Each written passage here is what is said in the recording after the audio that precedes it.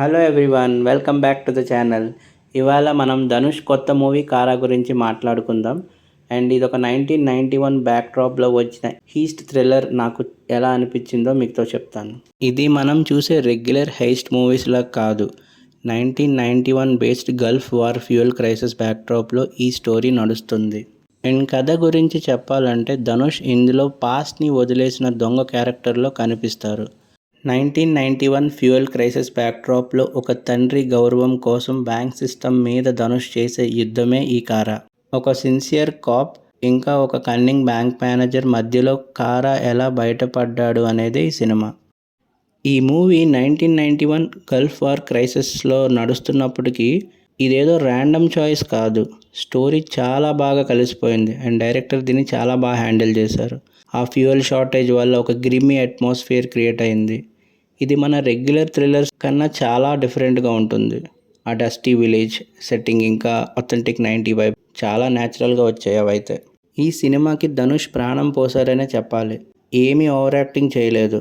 ఆ క్యారెక్టర్లో అలా ఒదిగిపోయారు. మీకు వడా చెన్నైలో ఆయన యాక్టింగ్ ఇష్టమే అయితే ఇందులో ఆయన చూపించిన రిస్ట్రెయిన్ తప్పకుండా నచ్చుతుంది.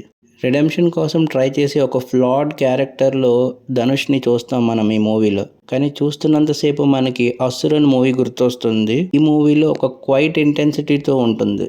అండ్ ఇంకా డైరెక్టర్ విఘ్నేష్ రాజా గారు పోర్తోజిల్ మూవీ ఇంతకుముందు చాలా బాగా తీశారు. అండ్ ఆ ఎక్స్పెక్టేషన్స్తో ఈ మూవీ నేను స్టార్ట్ చేశాను. అండ్ ఫస్ట్ హాఫ్ని చాలా టైట్గా మెయింటైన్ చేశారు. ఆ బ్యాంక్ సీన్స్లో వచ్చే టెన్షన్ టాప్ నాచ్ ఉంటుంది. సినిమా దాదాపు 3 గంటల లెంత్ ఉంటుంది.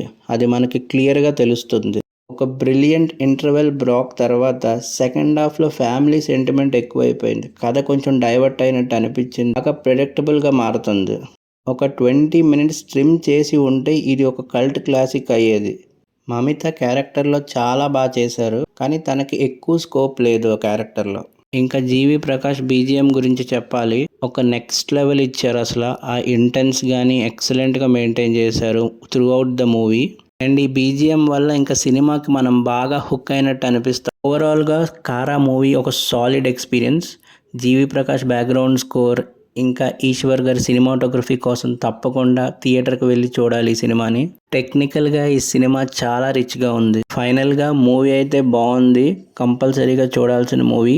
సెకండ్ హాఫ్ కొంచెం ల్యాగ్ ఉంటుంది. బట్ ఓవరాల్గా ఇట్స్ ఎ గుడ్ మూవీ. మరి మీకు ఎలా అనిపించింది అనేది కామెంట్ చేయండి. ఇంకా ఇలాంటి వీడియోస్ చాలా కావాలంటే వీడియోని లైక్ చేసి ఛానల్ని సబ్స్క్రైబ్ చేయండి. మళ్ళీ నెక్స్ట్ వీడియోలో కలుద్దాం.